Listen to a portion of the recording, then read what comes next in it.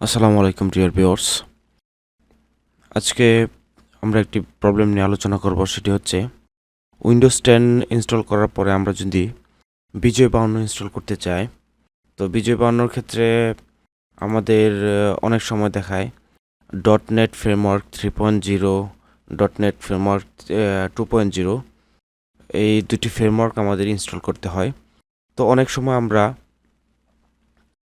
এই computer control panel থেকে আমরা সার্চ করি, যদি কন্ট্রোল প্যানেল, এখান থেকে প্রোগ্রামস এবং উইন্ডোজ ফিচার, এখান থেকে আমার এই .NET ফ্রেমওয়ার্ক 3.5 এবং 2.0 দুটি আপডেট করা আছে। অনেকের আপডেট থাকে না এবং আপডেট দিতে গেলে অনেক সময় ইরোর দেখায়, মানে আপডেট হয় না।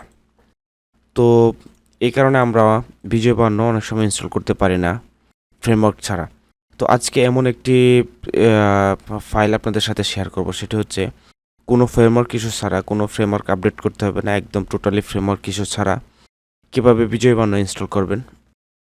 এজন্য আপনার ভিডিও ডিসক্রিপশনে একটি গুগল ড্রাইভের লিঙ্ক দিয়ে দেব, সেখান থেকে আপনারা এই ডাউনলোড বাটনে ক্লিক করে বিজয় 52টি ডাউনলোড করবেন।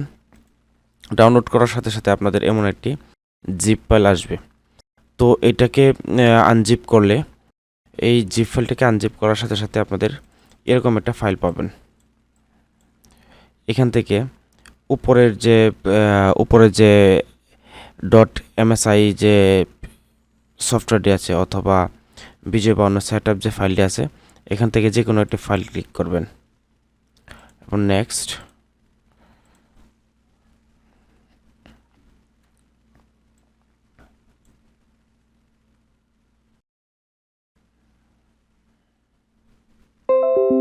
তো আমাদের বিজয় 52 ইনস্টল হয়ে গেছে। এখন অ্যাক্টিভেশনের ক্ষেত্রে আমরা যেহেতু উপরের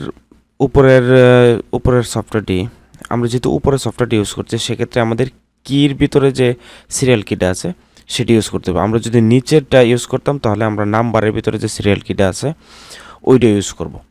তো অনেক সময় আপনি যদি উপরেরটা ইনস্টল করে নাম্বারের সিরিয়াল কি দেন, তাহলে কিন্তু অ্যাক্টিভেশন নেবে না। তো এটা খেয়াল রাখতে হবে। আমরা উপরেরটা যখনই ইনস্টল করব, তখন আমরা কি নামের যে অপশনটি আছে, ওই কি থেকে আমাদের সিরিয়াল কিটা কপি পেস্ট করে আমরা অ্যাক্টিভ করে নেব। তো আমার অলরেডি বিজয় অ্যাক্টিভ করা আছে, সো আমি আর অ্যাক্টিভ করলাম না। তো এইভাবে আপনারা ফ্রেমওয়ার্ক আপডেট ইস্যু ছাড়াই বিজয় 52 ইনস্টল করতে পারেন।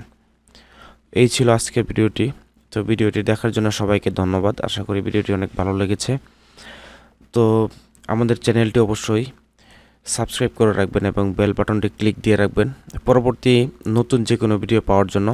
এবং অবশ্যই আপনারা জানাবেন মানে কী ধরনের ভিডিও আপনাদের প্রয়োজন, তো কমেন্টসে জানিয়ে দেবেন। আমি ওই বিষয়ের উপর ভিডিও তৈরি করব।